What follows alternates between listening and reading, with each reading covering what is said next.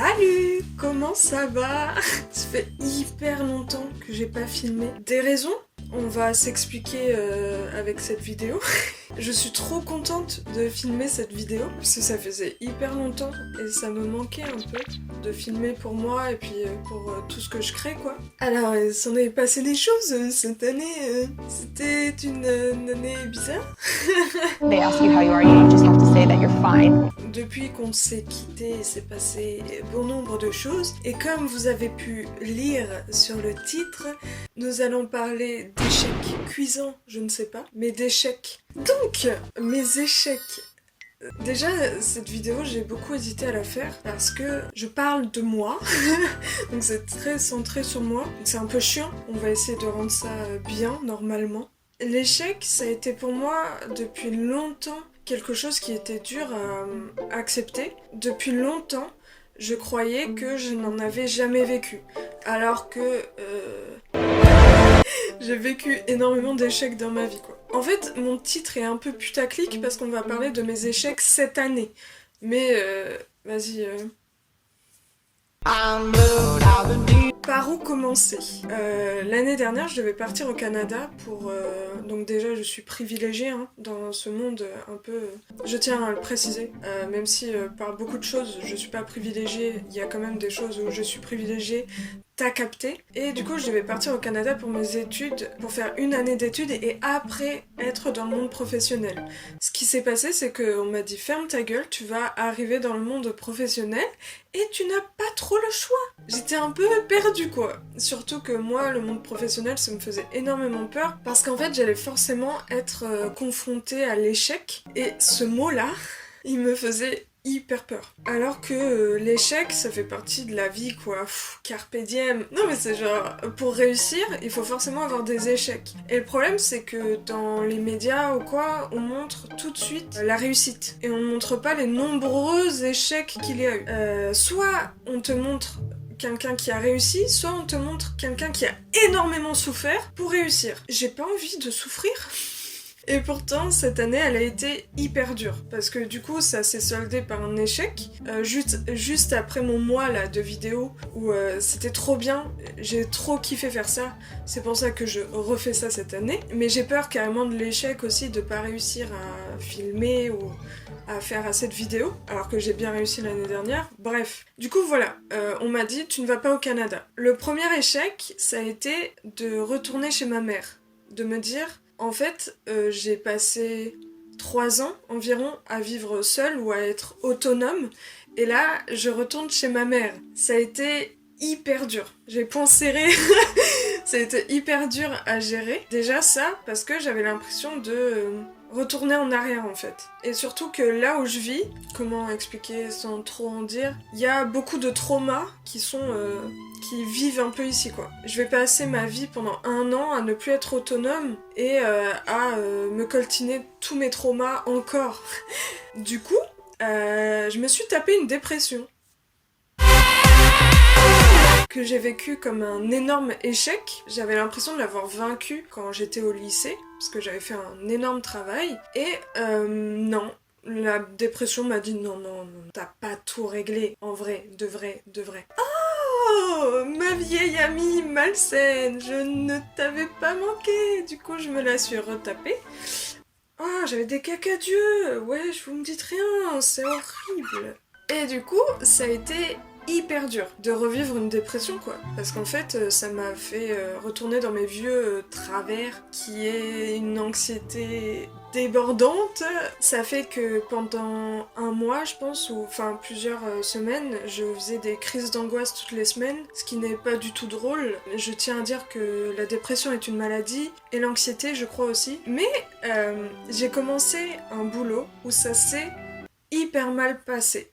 Et je vous mettrai peut-être une vidéo où j'en parle du moment présent. Parce qu'en fait, je suis le genre de meuf à parler toute seule à mon téléphone pour garder les sentiments que j'ai sur le moment présent, pour me rendre compte de l'évolution que j'ai en fait. Et du coup, j'ai ce moment où j'ai dû refuser un contrat parce qu'en fait, j'ai fait un burn-out, quoi, et mon boulot s'est très mal passé, et du coup, voilà la vidéo. Mais en fait, si, j'ai envie de parler du fait que j'ai eu un échec, parce que Là, sur le moment, je le vis très mal. C'est bon? Très très mal. Vous voyez mes cernes, c'est les angoisses. Et pour moi, c'est très compliqué parce que souvent, je ne faisais pas les choses par peur de l'échec. Parce qu'on m'a jamais appris. C'est plein de trucs qui font que j'ai jamais appris l'échec en fait.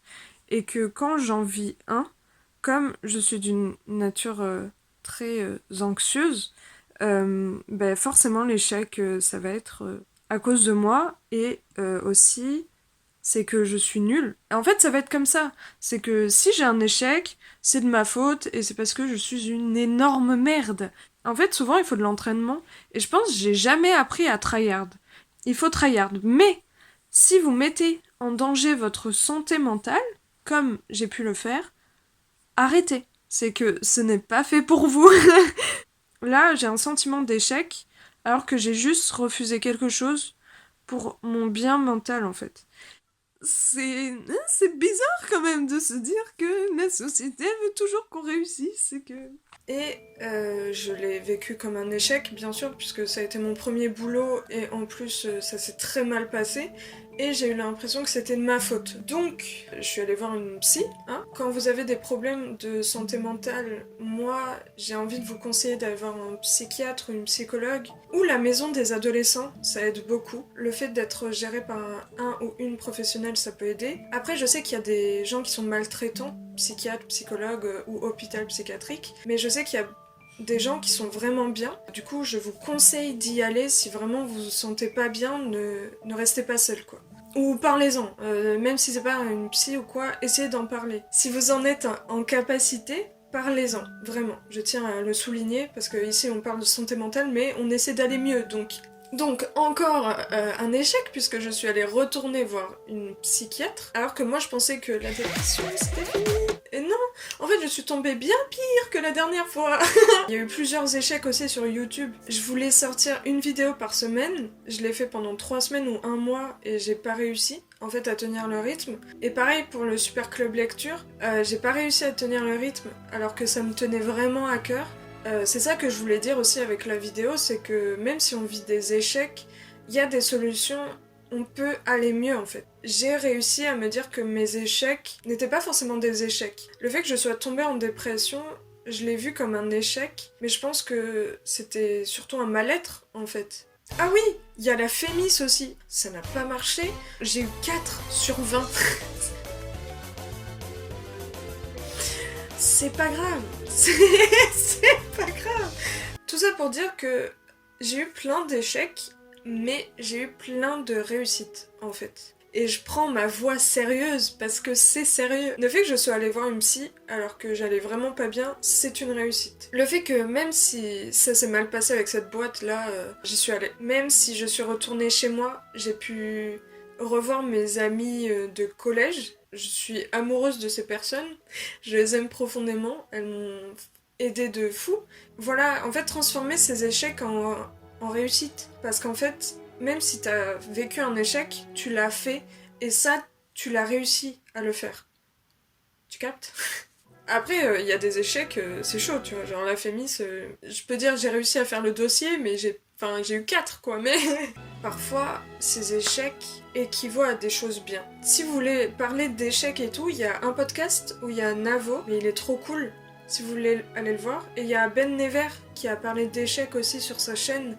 Et déjà aussi, on n'est pas obligé de souffrir pour vivre des échecs. Enfin, on peut les vivre simplement, quoi. Je crois qu'il m'a fallu 1 ou 2 mois avant de reprendre le cours de ma vie normalement, après le burn-out, après les plusieurs échecs que je me suis pris dans la gueule. Ça peut paraître bidon pour certaines personnes. Les échelles d'échecs sont hyper différentes pour chaque personne. Par exemple, ne pas réussir un plat de pâtes, c'est un échec, mais à différentes échelles pour certaines personnes. Voilà. Énorme! Bref, ce que je voulais dire, voilà, c'est prenez soin de vous, prenez le temps pour aller mieux, pour même pleurer, pour confronter ses angoisses, ça prend du temps, tout ça. Vraiment, moi, la seule solution que j'ai trouvée, c'est le temps. Comme dirait Orelsan. Je suis trop contente de revenir. À bientôt. Ciao. Ciao. Ciao.